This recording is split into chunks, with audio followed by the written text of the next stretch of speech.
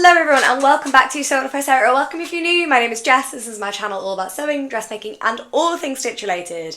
And today I am bringing you my February plans. Somehow January just vanished. I know January simultaneously feels about 6 weeks long, and it also seems to go like that, I think because it has my birthday in it as well. So I wanted to talk a little bit about what I'm planning to make in February. I also wanted to give you a sneak peek of my wedding dress fabrics, which I have bought, and I want to ask your advice. So stick around, see what I'm sewing this month. So first of all, let's start with my February plans. Now I'm turning around so I can get my stuff.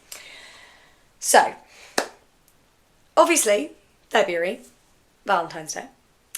Also, we start to get a little glimpse of that warmer weather and we get into sort of spring palettes.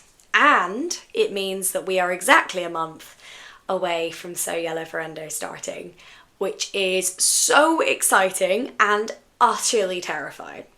So my makes sort of reflect that. I'm very aware that I am very busy in February. My diary is stacked 3 or 4 deep every day for the whole of February. So I'm trying to be realistic, but also give myself a couple of bright, fun projects to actively look forward to. And I'm also pattern testing this month, so more on that when I'm allowed to tell you about it. So that means I've got some really bright makes, or some ideas anyway. So what should we start with? Let's start here. Now, long-time watchers will remember me buying this fabric 3 years ago from Rainbow Fabrics Kilburn. It's when we were in the old house. It's stunning. It's like a bright cerise pink. If I hold it under the light, you get a bit of a sense. There we go. I've got the light on. Unfortunately, I can't film in daylight at the moment because I am just too busy. So hopefully this is helpful. It is a beautiful, stunning, bright. The only word for it is, it looks a little bit too light there, but Barbie pink, basically. It is phenomenal, see-through. And I have been thinking about what to do with this for years. All I knew when I bought it was, I must have this. Now, there are 2 options here. Originally, the option was, it's a McCall's pattern, I want to say, is it the 8090? No, I forget. I've put a photo of it here anyway, and I'll put on screen which McCall's pattern it is. I've made it twice, I should know, but I just remember what it looks like. So I've put a photo of it there, I'll put the pattern number, and I will link it below. I love it. I wear it on holiday all the time. I wear the black and white one with a belt and boots all the time. Like, love it, absolutely love it. Fantastic stuff. However, last month I made the Tilly and the Buttons Mabel and suddenly realised this would look really cool as a Mabel. So just lining the bodice and the skirt but leaving like the sleeves like see-through, potentially lining the skirt to like knee height and having some see-through skirt with maybe a slit. That is now in my head, so I need you guys to help me decide. Sort of romantic Mabel or super cute floaty one, and then I'll make a white mini dress to go under it. So let me know. I can't decide. All I know is I want to sew this fabric this month. Adam and I have a date night at the end of the month I can wear it to. But also I will wear it on every holiday and to every summer event we go to. I love this fabric, and the reason I've put off sewing it is because I wanted to make sure I got exactly the right project when I made it. Plus, I wanted to make sure I had a working overlocker. My overlocker was swapped this week, thank goodness. Oh, what a trial that has been, but Singer Outlet have been fantastic. So it's a like-for-like swap, so nothing to really show. It's exactly the same machine, it's just this one doesn't drop its needles whenever it feels like it. Not a problem with the machine design, more that I think the screw thread had worn away, so whenever I tightened up the needle the machine vibrated it and it just fell out, so that was annoying. But we now have an overlocker, which means I can sew with this lovely chiffon which will fray like an absolute. So help me decide what I'm going to do, but February 2024 will be the time when I use this beautiful fabric. The theme of this month is using fabrics I already have, because these 2 fabrics. This one has been in my stash since January 2021. This one has been in my stash since the first year of Sew Yellow Ferendo, so also 2021. So this is from Felicity Fabrics. It looks very neon actually, but it's a much warmer, I don't know if that's probably make it look a bit too light, but it's a very like golden yellow. It's absolutely beautiful. and it's waffling, it's 100% cotton, it's from Felicity Fabrics, I think I said that. They gifted it to me a long time ago, and I love it so much. I've struggled with what to make. Similarly with this fabric, this is a cotton poplin from Hey So Sister. It's black with a floral motif. Hold it under there so you can see it a little bit more. It looks a little bit blue in the light, but it is black. Again, absolutely stunning, but I've never had enough of it to make what I want to make in it, and that nowhere sells it anymore. So when I was looking at my stash in preparation for this video, because this video is a great time to think about what I want to make in February, I realised that I had these two fabrics, and actually they were stacked together, and I was like, actually they go really well. So I have an idea, and holding them like this very deliberately, I'm going to make a yellow jacket. I'm going to make a Friday Pattern Company Ilford, and I'm going to line it with this. I cannot believe I haven't thought of doing this, guys. It's going to look so cool. Now, obviously, the Ilford is not a lined pattern. If you don't know what the Ilford looks like, it's here. Again, link below. Oh, actually, no, I've got the pattern envelope for this one, so I can show you. I bought this pattern at the Knitting and Stitching Show in 2021. Here it is. I forgot I have a physical copy of this one. So it goes from an extra small to a 7XL, which is, in real money, a 24-inch waist to a 53-inch waist and a 63-inch hip. So my experience with this pattern before was good. I used a bulky fabric, which made it a lot more challenging than perhaps it could be using a lighter fabric. But I do like the shape of it. I like how boxy it is. I did have some issues with my first one because I'd never done plackets and things before, but it's fine, like I still wear it. It's just I need something, the one I have is full wool, so I need something a little bit lighter. So I think it would be really, really cool to do a yellow Ilford with a cool floral lining, and then I can wear it with jeans and trainers and it will look really cute. So if you like the yellow jacket idea, let me know. If you would like me to film, I mean I've already filmed the sew along for the Ilford, but if you want to film me making my Sew Your Referendo jacket for 2024, then you absolutely can. I don't know if this counts for Sew Frugal because I already own the fabric and the pattern, so it feels like it would, but I'm going to check, because if so, it can be my entry for both. Because Sew Frugal is a fabulous challenge if you don't know about it. It's run every March concurrently with Sew Your Referendo. It's brilliant. 100% recommend checking it out. And yeah, I'm going to see if this fits actually, because it would be fun to be able to do both. If so, last vid of Feb, first vid of March, see where we go. But I am really excited about this. So 2 projects working with fabrics I already have, which I think is a good idea, particularly as we're going to have to move house. More on that in next week's vlog. So I might as well start using the fabrics I love as well. Recently, recording the podcast episodes with fabulous people like Yvette from Stash Hub has really got me thinking about my fabric consumption. Not just the fabrics I buy, but the fabric that is sat in my sewing room not being used. And the thing is, I adore all 3 of these fabrics. I love them. I absolutely love them. They are my favourite things. And I look at them and they make me happy. And I know I'm holding out for the perfect pattern. However, that means they're not going to get worn. So frankly, now at least I know what I want to do with them. This one, I've had ideas for a while, but I'm excited to get sewing. I'm excited to make some cool stuff and to be able to wear them in my wardrobe because, you know, they've been decorating the sewing room for too long. Okay, we've changed the angle a bit and I've put the mic here so you can hear me while I do this. This is the exciting bit. This is the bit we've all been waiting for. So in January, not only did I have a fabulous birthday, let's just dismiss that. I'm on Do Not Disturb, but my phone's decided it wishes to disturb. In January is when I got to try on wedding dresses. And I got to... Oh, it was just magical. I got to try them on. I got to go look at wedding dress fabrics. I got to sit with my mum and sketch my dress. I have bought my wedding... I'm going to show you my wedding shoes first. I have bought my wedding shoes. Now, I love a Kurt Geiger shoe, always have. I think with shoes, you can love a design, but a shop can also just like, in the same way a pattern block of a company can be a really good fit for your body, the shoes from a certain shop, the shoe block, I guess there must be an equivalent, is a really nice fit for my feet from Kurt Geiger. So I'm going to open this away from the mic so that there's not too much sound, but there still might be, because it's that type of rustly, crinkly noise. I'm just going to show you one. Here they are. Aren't they stunning? Now, notably, I'm going to put these under the light because you just won't understand. There we go. Proper Cinderella vibes here. Now, I tried these on before I tried on wedding dresses and was sorely tempted. But I was like, no, because you don't know what style of wedding dress you want, and these are a statement.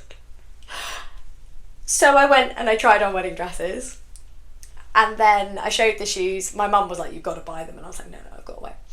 And then I showed them to my sisters, and my sisters were like, you should plan your whole outfit around those shoes. And I was like, there is also that. And then I spent all morning on the Saturday trying on wedding dresses. And then on our way to buy fabric, I went back into Kurt Geiger and bought them. And I'm so glad I did, because also, I do love a bargain. 70 quid in the sale rather than 200. I think all the other styles weren't on sale, like as in all the other, because they have this in multiple different colours and types and everything. None of the other styles were on sale, but I guess these are quite a statement. Like, I love them so much, oh my god. So these were on sale, so I've saved myself some money there as well, which, you know, Adam and I don't believe in spending loads on a wedding. I would rather save money for a house and an exciting life together and holidays and things than I would blow hundreds of thousands on a wedding day, or even just tens of thousands. I don't really agree with it. I think as well, 10 years in the events industry has shown me that people spend money on things they do not need to spend money on. So we're very much focused on keeping it fun and small and intimate and with all our friends and family. Oh, speaking of, before I get to the fabric, we have a wedding date now. So we are getting married in November. Confirmed, we have a venue, deposits have been paid, we also have entertainment booked, and we have a caterer. So it's all going really well. Now, so much rustling, I'm so sorry. We have this bag to look at, but the most important bag is this bag.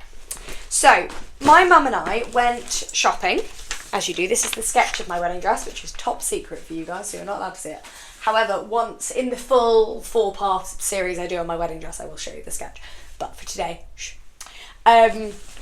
Mum and I started our wedding dress shopping journey by going to Borovick's. If you don't know Borovick's, it is, I think, the oldest fabric shop in London. It's been going since 1936. Does it say on the thing? You would think it would, but no. Now, Borovick's is a specialist shop. They supply all the theatrical costumiers, which is why we went as well, because that's where my mum used to buy her fabric when she was a costumier.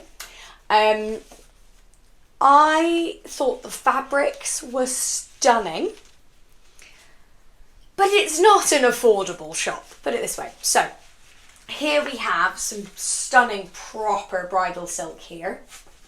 We have a lining, and then like an anti-static lining, and then we also have another quality of silk there. He's written it all underneath for me. So this is the polyelastane, like heavy crepe satin here.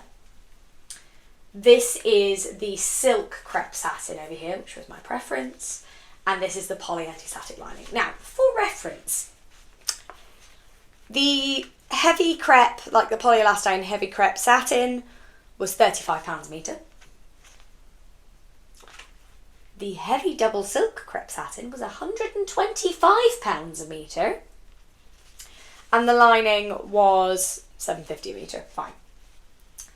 £125! Now, admittedly, quality was stunning, beautiful. However, not achievable for this project. So I then decided to somehow, Mum had never been here, despite all of her time working in London as a costumier and training at St Martin's, she has never been to the Goldhawk Road. Now, I'm sorry I didn't get any video of this, but we were a bit knackered and it was getting dark. So, you'll have to make do with me telling you about it instead. we went up and down. We went to Oreo Textiles, we went to a few other places, but crucially we went to Gold Brick Fabrics. Now, Gold Brick Fabrics had everything we needed and more. So if you remember, I'm making 2 dresses for my wedding day. I am making a beautiful proper wedding gown for my ceremony and photos and the meal and first dance. And then I am making an incredible white sequin mini dress for the evening. The idea being that once we've done our first dance, I can put a nice mini dress on and dance for as long as I want. I don't dance well in a long dress, and one thing I love to do is dance. So it's crucial, like it's really important that I can relax. Relaxation looks like a lot of things for a lot of different people, and for me, I am at my most relaxed when I'm very sparkly in fantastic shoes and I'm dancing away. That's when I'm happiest. So it's really important to me that I have a lovely gown for the day, because that's also, I want to look beautiful and elegant and lovely when I'm marrying Adam. Like, it'd be really, really lovely. And then in the evening, once the bar is open, I want to be celebrating. I want to be sparkling around. I want to be so sparkly I'm hard to look at and having a great time. So I prepare you with this so that you can understand the fabrics I've bought. We're going to start with my evening dress. Now, I saw some stunning beaded lace in Barbics, which was 125 quid a metre, and I was like, oh, okay. It was nice, but I felt like I could get nicer. So the fabric I ended up going with, now bearing in mind it's a mini dress and I'm 5'2", so I got 1.5 meters. Oh, also, sorry, I'll talk about this again more in the wedding video, but I had an overall budget for both of my wedding outfits, shoes and everything of £500. That's all I've got. I spent 360 on fabric and then a further 70 on shoes. And the shoes will go with both. The most expensive fabric purchase by far is this. Now, this is the most special thing that has ever graced the sewing room, so I feel like I want to have a Simba moment with it. This was £175 a metre, and it is the most incredible embroidered lace I have ever seen. So I'm going to try and hold it up so you can see. It's got, like, middle of the lace, it's sort of abstract patterns. These tiny petals are actually tiny little fabric petals on the flowers, hand-sewn pearls, hand-sewn beading. So, stunning. And then we get to the hem. Now, here we are. I'm holding that up so you can see how dense it is. Absolutely stunning. It's encrusted is the only word. It is very difficult to move safely, so I'm trying not to handle it too much, but I want to put it under the light for you. So I don't know if that's visible as well, but it is. It's not so much sequiny as it is sort of pearlescent, because it is covered in pearls, but it is so beautiful. Like, I saw this fabric, we were looking at loads, they had so many embroidered laces. Gold Brick Fabric, seriously go there. Like, it's one of those fabric shops where fabric's piled to the ceiling and it's not a short ceiling. But we spotted this, and I think as soon as me and Mum saw it, we went, well, this is the one. And also what I really like about it is there's these chains of pearls that actually hang off. So it's got the movement I want from a sparkly dress whilst being a very elegant pearl fabric. So I got 1.5 meters of this. I'm going to fold it on itself. Very carefully put it back in the bag. And this is one of the dresses you will see me make. But as this was £175 a metre, you may remember, but I got some sparkly fabric from Rainbow Fabrics Kilburn over Christmas that I'm going to test the design for this on, because that was like £7 a metre.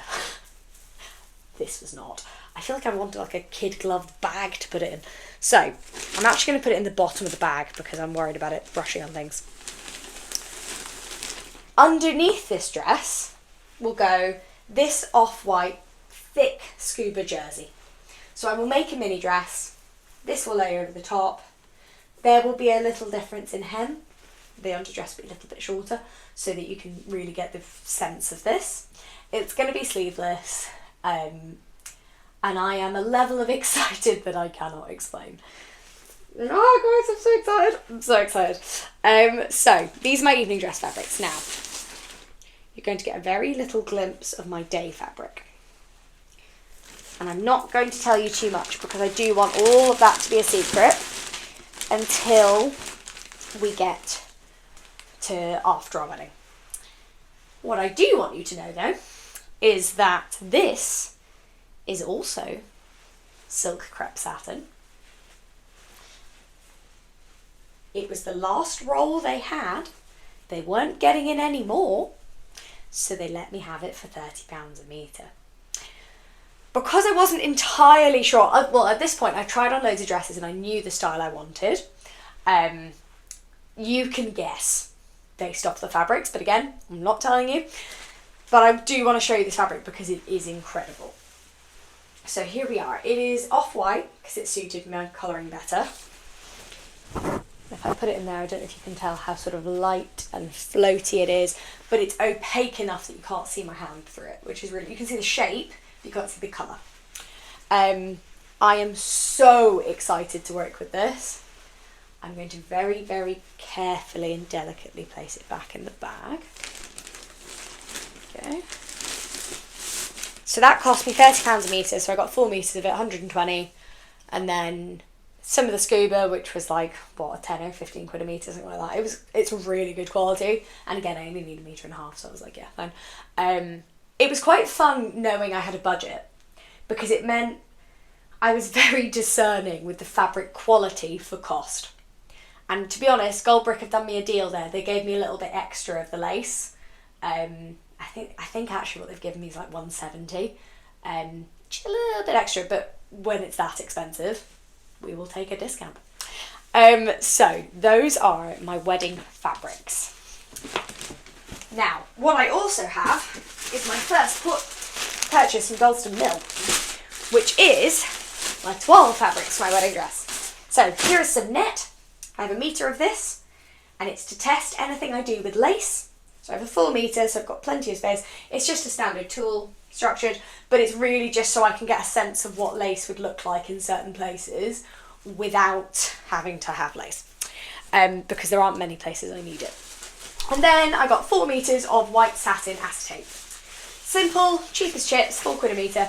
And this is literally to test. It's close enough to the fabric weight that I will be able to actually test my dress designs properly. So this will be used for toile 2.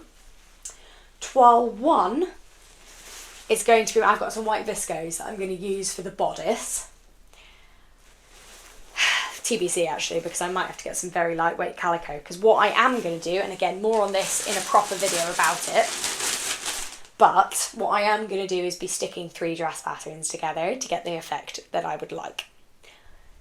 I'm going to have to start filming this soon, guys, because I am going to be making my wedding dress toile in February, at least first toile. We have until November, but I want to get it done so I'm not stressing about it, and then I can keep it safe and sort of, you don't want to be sewing a wedding dress while you're stressed, and this is the least stressful period. I'll say the dates are done. Pretty much all of our suppliers are booked except our florist. Okay, so we are back in the chair. Oh god, this chair creaks like nothing else.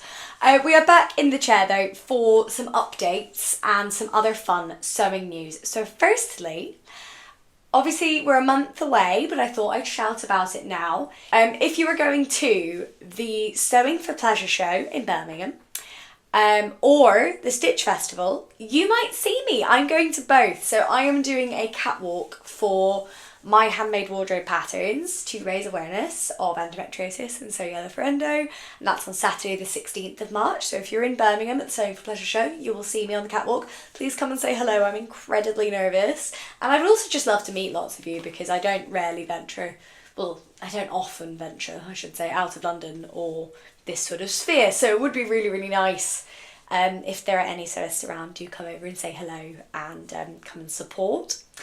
I will also be at the Stitch Festival on the Saturday, but I will only be there on Saturday morning, and that is because Saturday afternoon is the Sew Yellow for Endo party. I can't believe it, guys. We're having an event. I honestly, like, I can't. It doesn't feel real at all, but I'm really hoping it goes okay, and that lots of you are there and wearing yellow. Nervous does not cover it. So Key details. Sew Yellow for Endo is, if you are new, the endometriosis awareness sewing challenge that I have run every year since 2021. We are going into our 4th year. Over the last 3 years, we have raised collectively as a sewing community £4,000 for Endometriosis UK. And this year we're aiming to top that up to at least 5k and support the 1 in 10 women who suffer from endometriosis, or bravely fight against it, I think is more accurate. I've shared my own story about this a lot, and you'll hear me say it constantly in March, but for reference, I had quite severe endometriosis. I had surgery when I was 22, which is very lucky actually, but it was extensive excision surgery, and it still has left me uncertain as to whether it will come back, because there is no cure. I started this challenge not only to raise awareness of endometriosis, given its prevalence is the same as diabetes in women, but I also started it because I am sick and tired of people saying that it's not appropriate to talk about menstrual health. It absolutely is, and shame should never be a reason for not going to the doctors. And yet, menstrual shame has, over the last 10 years, been the top cause of women not going to the doctors early enough with things like endometriosis and PCOS. Not to mention, a third of women have been told their symptoms are psychosomatic and then have subsequently been found to have severe endometriosis. Rant over, because you'll hear a lot more about that in March, but that is Sew Yellow for Endo. So it's all about endometriosis. It's the whole month of March. We kick off on the 1st. The reveal date for the Sew Yellow challenge is on Saturday the 23rd of March, so same day as the event. The idea is, the base level of the challenge is, you sew something yellow, you donate £1 to the Just Giving page so that I can match your donation against your make, and you get entered for a fabulous prize draw. Simple as. Level 2 is that you watch our Instagram Live series. So every year we have a weekly Instagram Live with an endometriosis warrior, we've had surgeons in the past, we've had doctors, we've had researchers. It's been great. You can watch the whole back catalogue on my Instagram as well. They're all there saved as Instagram Lives. So please come and support the very brave endometriosis warriors who are sharing their stories, because it's a big thing to share your story. So please come and give them support. You can also take part in the now famous uterus quiz. And this year, for the first time ever, we're also having a vlogger tour. This is all a bit new to me, and I know that So Frugal is doing a vlogger tour as well. So there will be lots and lots of challenge related vlogs from all sorts of vloggers in March. If you would like to vlog for Sew Yellow for Endo, then please let me know. I've still got a few spaces in the tour, and then I will share it. So, circling all the way back round to the event itself. This year we are hosting a little party for Sew Yellow for Endo to raise awareness of endometriosis, to come together in our beautiful yellow outfits. There will hopefully be some goodie bags. I'm speaking to sponsors at the moment. And we are in the yellowest venue of all. That is right, Sew Me Sunshine, the fabulous fabric shop, are hosting us. So they'll be hosting us this year we'll be kicking off around 4 o'clock and finishing around 7. So if you're at the Stitch Festival, you want a little break, meet up with some sewing people before you go out for dinner, perfect thing. We're over in Chiswick, but very accessible by all TfL lines. You can come into the studio and you can buy fabric while you're there if you would like to. You can take photos, there'll be some drinks and nibbles, and I will say a couple of words about the challenge, but really it's a safe space if you do want to talk about endometriosis. If you want to just come and meet other sewists, you can do that too. Wear your best yellow or partially yellow outfits. Tickets are on sale now. So for clarity, tickets are on sale for £7.50. A £5 donation from every ticket goes to Endometriosis UK, and then that gives me £2.50 per person to cover food and the Eventbrite ticket fees, because that's now a thing. So I'm really, really hoping we can sell out and make this a massive success.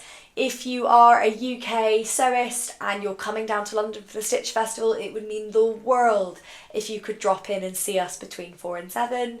We will have a glass of Prosecco or non-alcoholic option for you and some nibbles, and you can see some stunning makes and you can meet up with some other sewists.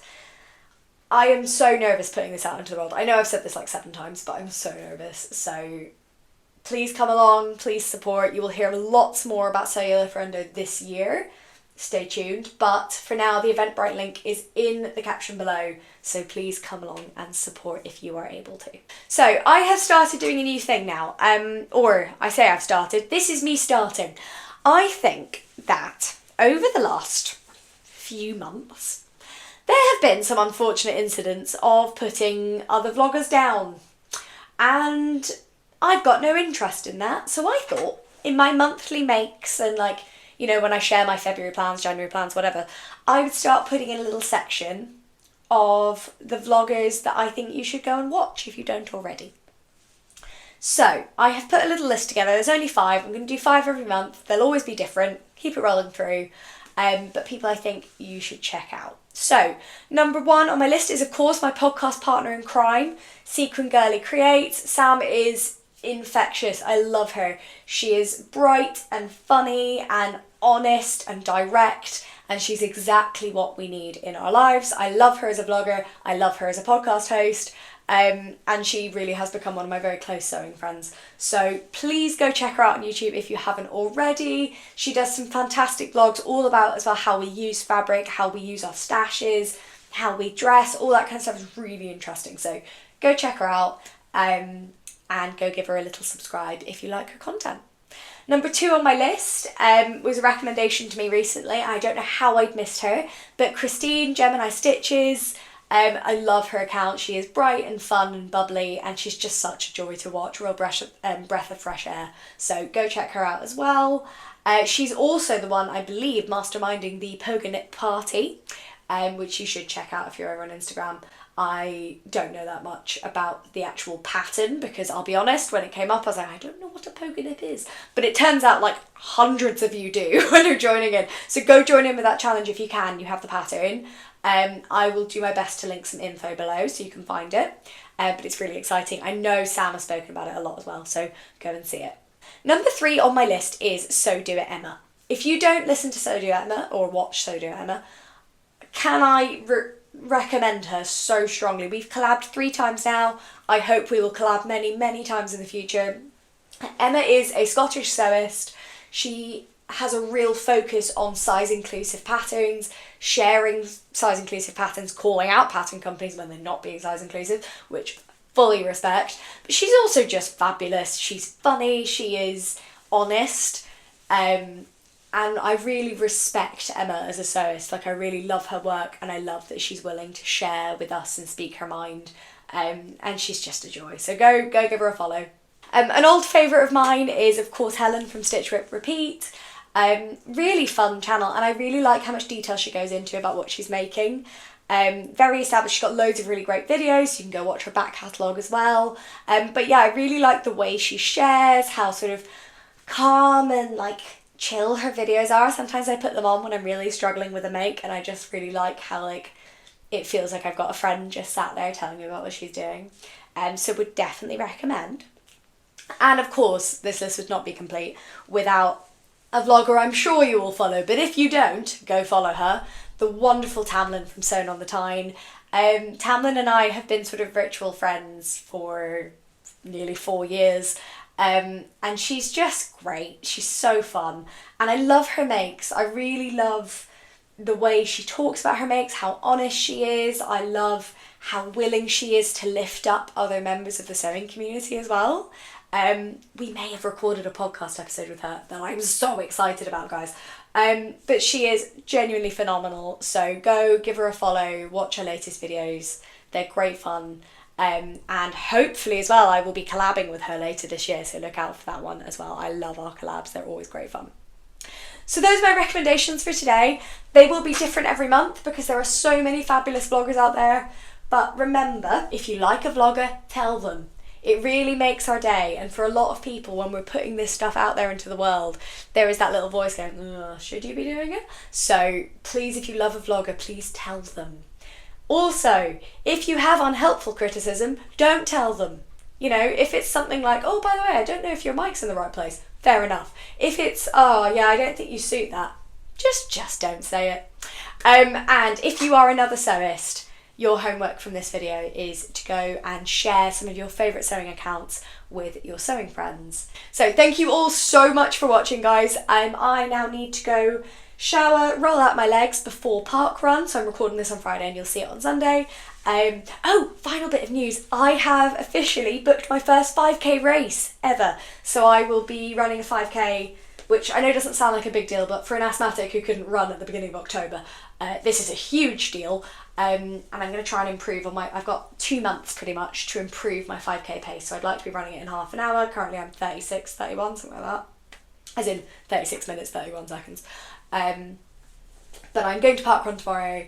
I love parkrun so much. So thank you all so much for watching. And I will see you next week for a slightly different vlog.